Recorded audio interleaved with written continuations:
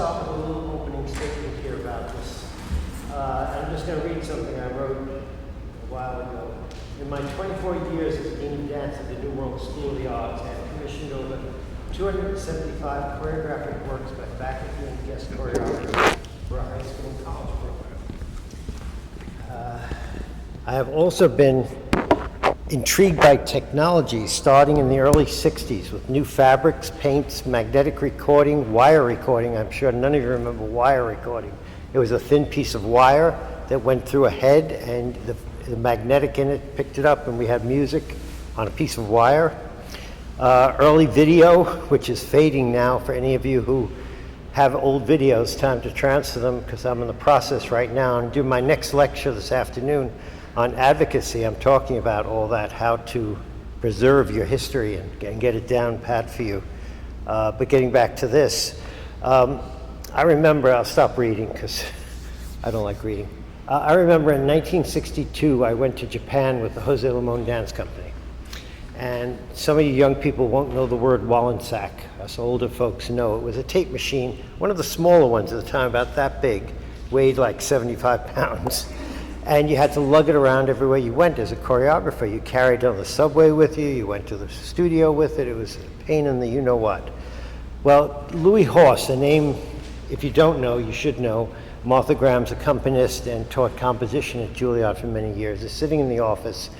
And I had just returned from Japan, where I bought a tape machine that was about this big, 6 inches by 6 inches by 6 inches, about an inch thick, made by Panasonic with little 3-inch reel-to-reel tapes.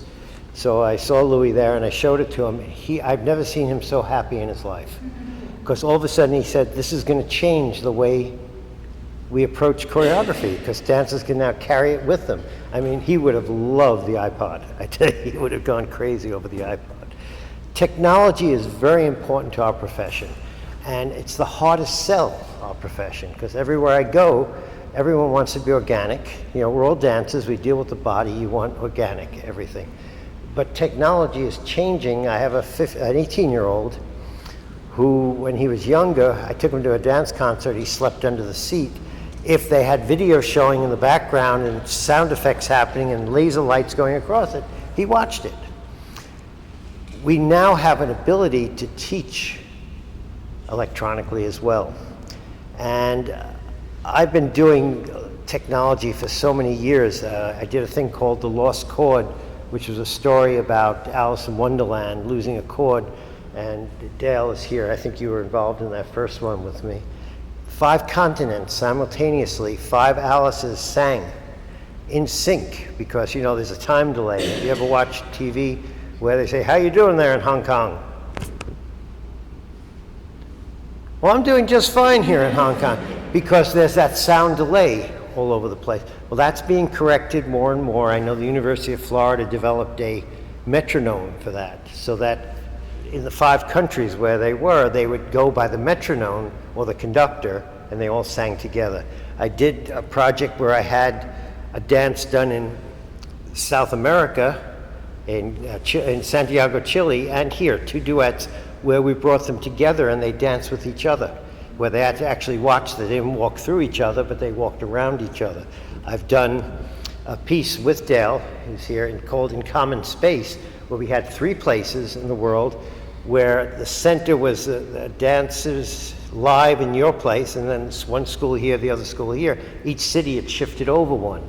So the audience saw the same performance in 3 different places. They were able to talk to each other. I've done work with projections on the front of the screen, the back of the screen, dancers in the middle to get 3-dimensional stuff. It's just been endless, and I've really enjoyed everything I've done with this now. And we're now at a state where the technology has changed rapidly, and I must say it's 12:45, 12:40. By 1 o'clock, it's going to change again. I even tell people when they buy software now to buy it on the West Coast. It's 3 hours earlier. You might get the better version. But it's that fast that it's happening. And one of the amazing things, when I'm going to introduce Ricardo in a minute, that I found with Ricardo is I installed I2, which is Internet 2, a very fast internet. It's what the movie theaters use to ship the movies to the theaters all over the place. It's a wide, wide, wide band. Very expensive, totally out of the reach. Most schools have it, and I've convinced a lot of dance programs in schools to get it, and the way they get it is they go to the science department who has it and just run a cable for it. But you're talking thousands of dollars a month just to operate it. And we've all used Google's, what's it called, what you used? Google Hangouts. But they're so choppy and terrible, you know, that you can only do, 7 or 9 at a time in that. What Ricardo's come up with now, I think, is a system that's halfway between the two. It's not quite Internet 2, but it's much better than Google Hangouts. Because the thing I always hated about using the internet is you saw people move like this instead of sweeping movements. He's found a way to do it with his company, which he'll explain all about it, and I'll talk a little bit as he speaks as well, that I'm very pleased with and I think can work.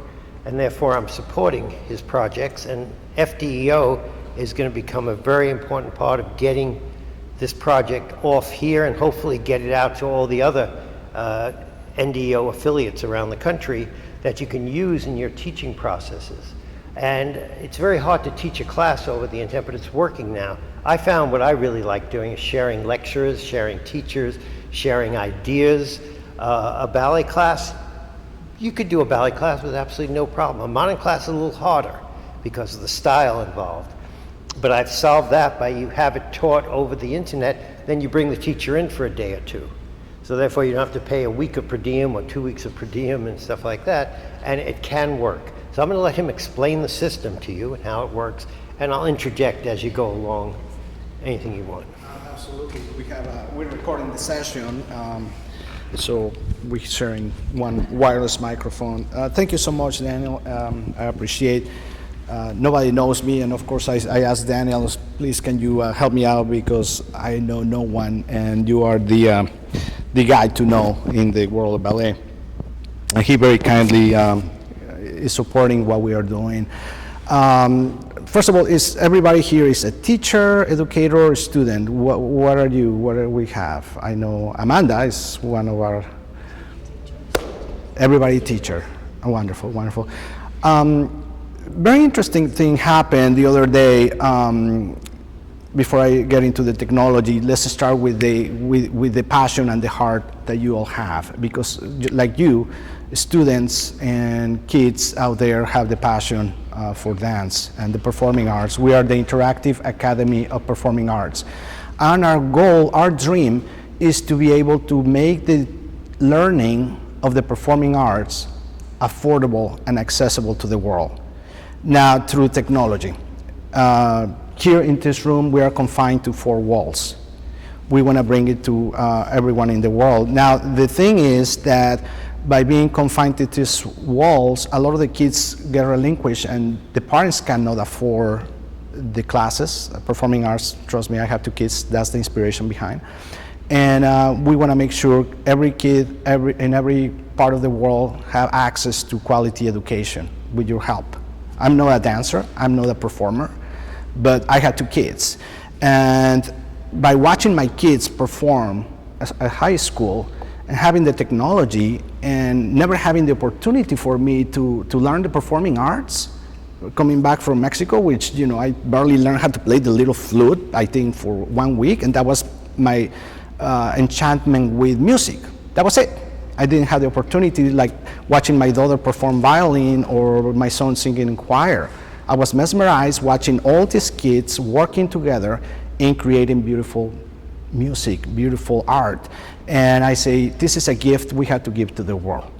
So the other day, we are working with, in partnership with the Russian Ballet Orlando. We are streaming a lot of our classes. And the other day, we taking one class, we are going to have Coppelia, the magical doll, coming up. And so we are streaming the rehearsals and how everything goes, ballet class and all these things. And I receive a chat, and this girl goes, hi, I am Sierra, and I'm a blind ballerina. I was like, somebody pulling my leg. And what happened is that she continued writing, and it was so moving and so touching. She started searching on YouTube, and she finds out that we were giving live classes, and she started continue telling me that she's been studying for a year, ballet, once a week. And she want to improve her technique and find the classes where she can listen to. And then, well, this is for real. Nobody's pulling my leg here. And we fell in love with her and find out that she was following the instruction, our teacher instruction, because, do the plie, do the arabesque, do all these things. So she was following along. And that brings the opportunity to make technology available, because I know as a teacher, you probably object, and I find some teachers objecting the fact that they want to touch, they want to mold the student, but that costs money, that some parents cannot afford, and some kids don't have the opportunity to be there. So we consider ourselves second best to be able to say, okay, if you cannot afford to go to the studio in Miami or in New York, why don't we take the class to you? So that is our objective, to be able to supplement what these kids are doing. We're very fortunate to be working on a pilot project also with the Dr. Phillips High School. That's how also Amanda came along from Goucher College, which we are going to be at the same time streaming and teaching classes from her studios out of our Goucher College. The same thing, through Dr. Phillips High School, we end up meeting Daniel and the FDEO, because I had no idea anything about the performing arts or dance, and that's why we need people like you to help us out, to spread the word, to touch every kid. I'm just going to give you another example really briefly, because based on the experience, how I learned how to create this idea. My daughter took in middle school a dance class, and it was a very sad and heartbreaking experience, because she hated it. And I don't think kids should go through that experience. And what happened is dance in 2000 was being taught 20% nationwide in the school system, elementary and middle school. Right now, in 2010, the statistics went down from 20% to 3%. So it's not getting better. And what happened during her classes, there was a PE teacher who knew nothing about dance.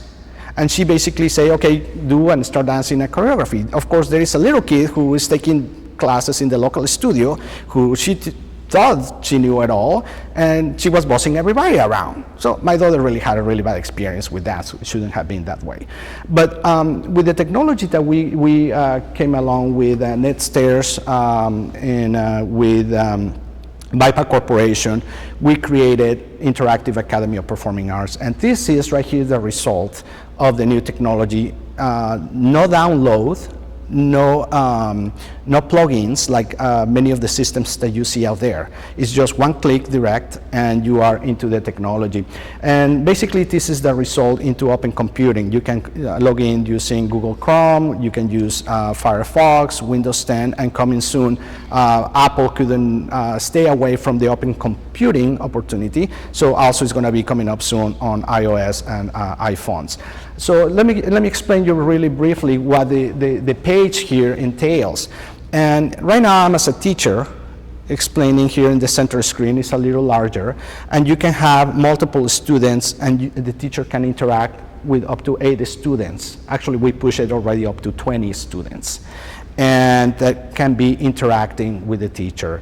In some other technologies, we can have availability to have up to 500 students, not necessarily interacting, because it will become a nightmare of a market, but you can have the possibility to reach endless possibilities of broadcasting. The one thing that... Keep in mind when he says a student, he's talking about one student, one frame. You could have 2 students to a frame, you could have 3 students to a frame. Oh, absolutely. Whatever you want, so you could have 3 classes going on simultaneously. Absolutely, and one of the things that we're going to be doing later on today, through the technology, we're going to be streaming Amanda's class to the Maryland Dance Education Organization convention. So they couldn't have her there, but now physically, but now they're going to have her virtually. I'm not sure they really want that, but they're getting and I don't know how it came about, but also in the whole process, the Arizona Dance Education Organization find out that we were going to be doing that. And now they want in, and they send me a beautiful letter because they say, you know, Ricardo, we have a lot of rural areas in Arizona. Don't get any dance, basically no performing arts, and they're very, you know, the budget is not there to support. You know, everybody's focusing on math, science, and all these things that really, if you create, I mean, by seeing my kids perform and how they succeed, and all their friends, how they succeed by having the performing arts in their brain, they wire differently. They're smarter, that surprised me. But I think it has to do something the way the brain wires itself. When I see the classes in ballet and do this, do that, and they go, the teacher goes for 10 minutes telling them the instructions, and then they go and do it. I'm like, you lost me a plié. And that is a beautiful thing. So with the technology, you have the flexibility to now stream a class that we can tap into our own technologies and servers. Oh, I'm over here. Where you can have a YouTube live streaming. And this could go into YouTube Live. It can go into your cell phone. To millions of people, non-interactive, and people start finding you. Remember the days when we used to watch PBS in the classroom, and they will show you a video from PBS and things like that. We want to become, with your help, that network of the performing arts. So if a school doesn't have the access to bring the teacher, we go there through the technology. And that's one of the things, Amanda, that's one of the things Kathy Follensby from Dr. Phillips High School have been so supportive of doing this.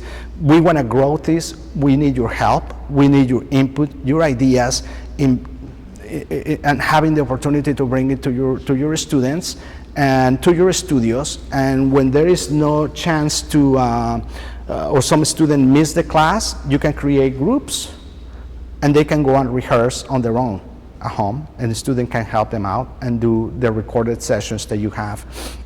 Also, one of the things that we're working on right now as we speak is out of the story, Out of the Blind Ballerina, our offices in Malaysia sent out a press release, and the Chinese with whom we are working in what is called interactive over-the-top television fell in love with the story, fell in love with what we are doing. And basically, the smart TVs now, you know, when you go to your HBO Go or Netflix, is going to be equipped for 10 million subscribers to have Interactive Academy of Performing Art app, and they be able to subscribe and be able to take classes. So that is the breakthrough that, whether you like it or not, is the future. And that's how our kids are going to grow. You know, more and more, my kids are using the computers in the classroom, et cetera, et cetera. Everything is trying to move into the technology, like Daniel's son's 18-year-old, he knows how that works. So we need your help. We need your support in creating this. FDEO already has a channel that they are using for the internal meetings, and we would like to have your input, and I would like to have some questions from you and see how we can work together in making this accessible to the world. And just so you know that FDEO has been using this now since probably 7 months now, 8 months, but not for broadcasting, more for internal. We had a couple of meetings over it so we could talk to each other and see each other, and it really works. It's clear as could be. It means with your whole network, you know, if you have Camcast or Uverse, any of those bandwidths are really wide enough that this will give you a good image to talk with. There are some negative things. Do you mind if I just say a few of them? absolutely. That have to be worked out, and I think they can be worked out as a group. Well, they wouldn't be worked out if you're just trying to do this as an individual, which is why I'm backing this, is if you bring in a guest teacher, that teacher's going to want to be paid a little more if you share what they're doing in all the other places. And it's just a matter of doing a contract and adding that you'll be streamed, and it works just fine. You'd have to get students' permission, you know, and if you're talking about grade school kids, waivers from parents that this class is going to be streamed to many other classrooms, and a parent could technically say, no, I don't want my kid in that. Correct. We haven't experienced that yet. No one's had a negative aspect about it, but as an administrator, I have to think ahead to make sure that we've covered our bases. And I have a feeling as the time comes, and I'm using the music industry as my master because they've been doing this for a long time now. And they've got it down pat, and they got their royalties set up, and they have all that set up. If you have a company, you're not just doing it on your own, then the company becomes your advocate and could, advocate for you. In terms, can you hear me on this thing over there? Yeah, it's a bit picking up. So there's a real positive to this. Can you tell them just what it's going to cost to run this sort of stuff? Yeah, absolutely. One of the programs we have that we're working on, just to give you an example how affordable we want to make it, is a corporate challenge. We are inviting corporations to support their employees as well. And basically boils down to 28 cents per hour per kid. So, or it could be a whole classroom, and you are looking at basically 28 cents to receive the masterclass interactive. So we want to have groups, instead of you going into YouTube or something, a video that 5 minutes later you are deviating and going into Facebook and you get bored really easily, we want to create teamwork. So you get motivated and, hey, you're not going anywhere. You're watching your friends doing it, or they can tell you you're doing it wrong, you're doing it right, and you're not taking a break. Get back in there, just like if you were here. So it gives you more discipline, and that is how affordable this can be. And really, right now, I can put my hands almost on the fire because I don't think there is anything else cheaper and more affordable. I mean, we're very fortunate that we own the technology. We don't have to go and ask permission. If you have an idea on how you want to achieve your goals as a teacher, we are flexible to work with you because we are that kind of company. Now, as we grow, we're gonna need a lot more production. And that's one of the things I'm also here, because we're trying to get those connections. It's only so much we can do out of Orlando, production-wise. Once we also talking, I just received a call from our people from New York. There is a network company there, have 59 affiliates in the US that are interested in the technology and supporting it. So as we grow, not only for the school system, but also to make it mainstream, we are going to need a lot of production support. And we might do some 3-4-year-old ballet class, but maybe somebody out of Naples is going to be doing, professional ballet, or Miami, if we get fortunate to work with them. Goucher College is going to be doing. So eventually, we would like to have a whole set of productions. And we have gone through a lot in testing, in being able to connect that camera, professional camera. Right now, I'm only using one computer, but that's why you see a little less quality. But we had the professional cameras out there that the whole process of the interactive, the technology, how it works, we narrow it down to make it as simple as just plugging something in and pushing the button. So it's very, very easy to use. And again, we're gonna need all your help and support in growing and your ideas and your experience in making it happen. Yeah, it's important to know, like you said it earlier, you don't need to download anything, you don't need a special program. If you have Chrome on your thing, it's just an address, because there's a room. I have one teaching room and 2 student rooms. Right. And they have a number. So all I do is go to my room, copy the address, send it to everyone that's going to come and join me in that room. And they just paste it into their browser, and we're all connected. And there are many applications that I'm not going to bore you too much on all of them, but if you want to send your link to your friends, it's all integrated to social media. You can send it right straight to your Facebook, your Twitter, LinkedIn, Google Hangouts. You can send the link through email. You have your playlist. That is a recorded class. Let me stop that for a second. Actually, it's easier to watch it here. But over here, that's where I am connected to a live streaming. So the live streamings in YouTube, we create a library. So as you have the latest class, it will populate here, and then you can see the latest classes. And if you miss the live streaming, you can come back here to your classroom and you can watch it. So everybody, review it over and over and over again. You also have the choice.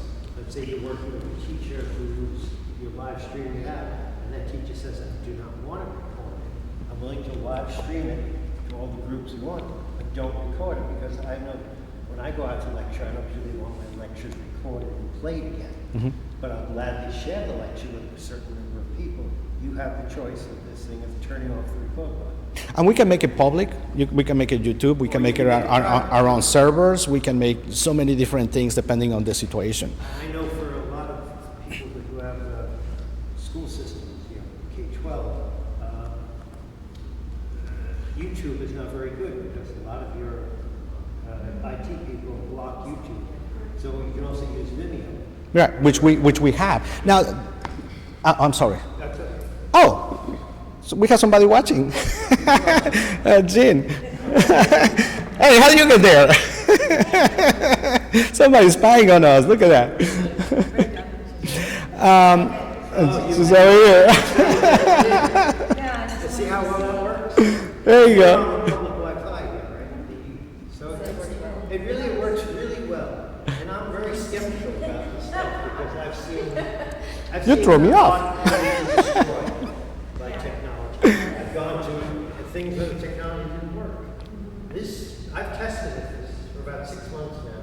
I had a problem only once, and that was your dad. My brother, yeah. As soon as someone came in, everyone else dropped out. It's been fixed. Yeah, it was a little It's been bug. under development for a while now. When did you first start this? Well, the technology, the brains behind is NetStairs. We are based out of Fort Lauderdale, out of the Microsoft building. All our engineering is in Europe. We have offices in different parts in Europe and Asia and Latin America. And so we're expanding into many different venues. One of them is, as you can see, performing arts.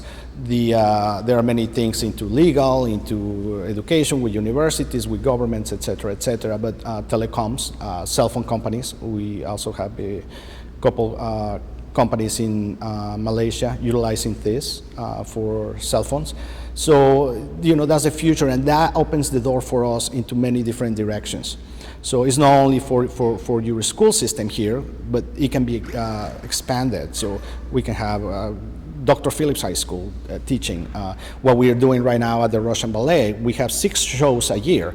We just did Swan Lake, we have Coppelia coming up, and then we have the Nutcracker. So what we like to do is we teach the whole process from inception, the idea, and the teachers can follow the whole rehearsals. So if there is a little studio that doesn't have the knowledge or how to put together the Nutcracker, they can follow the whole process. And we want to make it engaging and the students be able to compete. They learn the choreography. As a matter of fact, we're going to be streaming worldwide the Nutcracker, with multiple cameras. It's going to be just like a NBC, ABC incredible broadcast. We have LED screens and everything. But we want to encourage kids that never had the opportunity to be acquainted with ballet to be able to take the classes, to learn the process of learning 1 or 2 choreographies of the Nutcracker, and the local area will be able to come prior to the show and compete with the little choreographies they learn. So we want to make sure that this process can be expanded and extended because, you have a ballet class here in this room, maybe tops 20 students. Why not to have 20,000 students and give that gift to those kids? I'll tell you an experience that it was really also very rewarding, just like Sierra, our blind ballerina. When we were testing this last summer, we did a summer camp. We had a different technology. We scratched that technology, that much of commitment we have to make it work. We scratched that whole technology and we started from scratch creating all this. And I had a student, Sophia, 5-year-old, and we were streaming a advanced ballet class. And she comes over to her TV in her living room. The dog is in the middle of the living room, and she started doing the choreography. She doesn't know we are watching her. And the teacher, Katia Garza, is teaching the class. And all of a sudden goes, Sophia, you have to stretch and don't reach to the knee, reach to whatever, how you bend the knees, all that stuff, I don't know. And she froze and she saw the TV. Now the TV where she watches Disney is talking to her. I was like, why did that happen? She got scared. She ran out of the room. So her mom comes and explains her, Sophia, you interacted with the teacher, so it was really cool. The next day, she had her tutu. Because for us adults, the dog is there and the husband is screaming to the wife and all these things. But for that little girl in that moment, she was a prima ballerina. And for her, that was the stage. She was in Mariinsky Theater or whatever. And that was a beautiful, touching story because we adults forget that. Now, you see a lot of the things that we focus a lot on the kids, in getting things done for the kids and on privilege. And you see the World Day Ballet, which is fantastic. And you see a lot of the things, some video that you see out there are professionals. It's like unrealistic for a kid to be able to do that. It's just, you can watch it all you want, you can learn, but for a little 3-year-old with a kid, I'm sure a lot of you have kids, how difficult it is to entertain a kid 24/7. So what we want is have that possibility. Instead of dropping the kid into playing video games all day long, why don't you learn violin? Why don't you learn ballet? Why don't you learn modern, and jump around, and for the adults, retirement homes. Why don't you learn a little ballroom dancing, kids with disabilities? Why don't you engage into something that is a little bit more productive?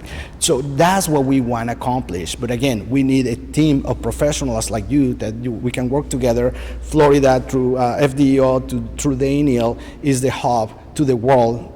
And I'm very honored to be and have the opportunity to share this experience with you and Daniel. And I'm honored because he's the celebrity. It seems like everybody or wherever I talk to someone in the world, they know him.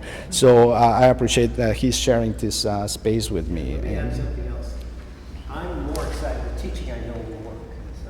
I'm more excited about turning this technology over to a 15-year-old kid and seeing what they can do with it creatively. I mean, Dale did the water dance, which some of you know about, doing it with the cell phones all over the place, putting it all together. Some kid's going to come up with something totally different, a whole new idea. And all this is a tool.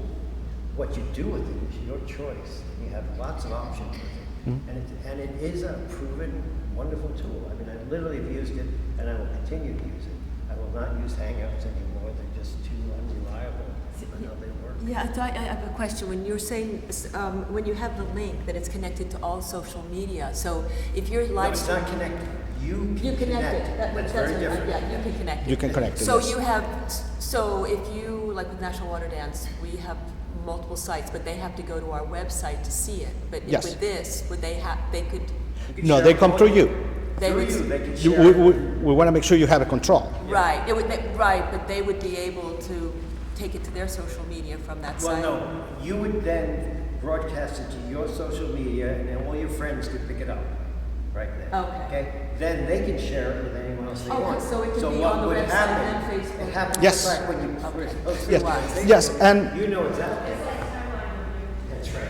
And somebody send us a text here. Let's see who say hello in text. So she say hi. she's there. So right here you also have Twitter. You can grab and this is the beautiful thing because HTML5, although we talking technology, we love working with Flash because it gives us great flexibility to do a lot of engineering on Flash. The new thing is coming up is HTML5, and this is the result of HTML5. Eventually, we will license the technology as what is called SaaS, software as a service. And we don't want to open up to everyone, but what we want to have is your IT person or programmers be able to take the room and the channel, and there is an edit button that you can go and modify, and all these iframe capabilities can be added according to your particular needs. So we are like a half-cooked pizza. So you come over and you put the ingredients, like he said, you have a 15-year-old who is managing the Miami City Ballet site, and they don't want to have Vimeo, they don't want to have this here, they want to create their own playlist.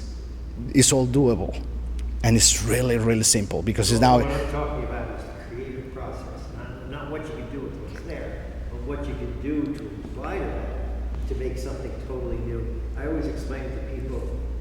always get mixtures of things. What we're looking for here, a young kid, when I got I2 at school, I turned it over to kids. I said, I want to see a new compound. I don't want to see a mixture. I don't want to see you put together a lot of things. I want to see you put together a lot of things and something new comes out. And it's endless what you can do with this, with the minds of these young kids.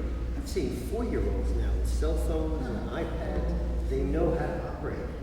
Give them this tool, and they're going to be fabulous. How much time do we have? You have about 4 minutes for questions. 4 minutes. Anybody have any questions? We also take donations. We got to, yeah. Ricardo and I have talked a little bit also about the possibilities of professional development opportunities, because teachers, from all over trying to come together, whereas we could live stream and have possibilities there. So I think that was an interesting concept. This year, NDEO live streamed out a couple of sessions, and that's what we're doing here. I'm saying when I gave you one session with these live Right, streamed out, right. and it just happens that the two FDEO and MDEO, MDU, yes. MDEO are the same weekend, and we actually found one block of time that actually matched, and we put you in that. Yeah, and I just want to also explain, because people will say, oh, you're going to steal all the business from the local studios and things like that. No, what we want is to empower also the local studios to open the doors and reach out more people.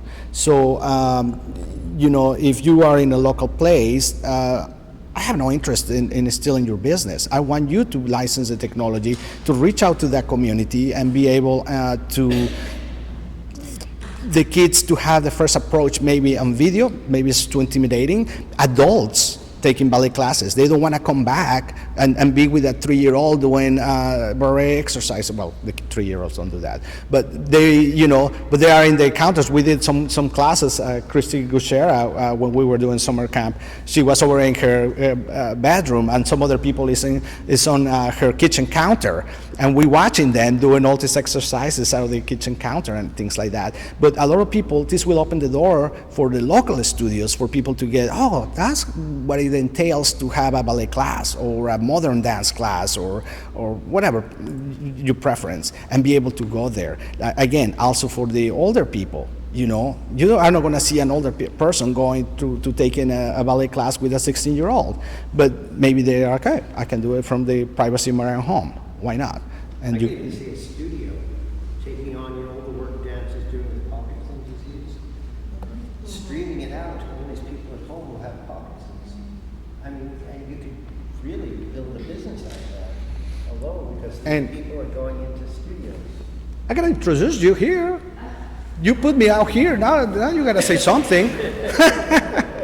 And Kathy is the one who initially opened the doors. So here, I'll let you say something about what is happening at your school.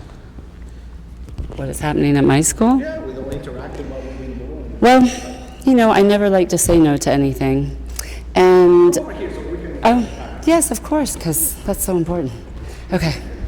But what I love is the fact I've always tried to be community, so whatever is happening at Dr. Phillips, I love to share that with somebody else, whether it might be studios or other schools that are close by.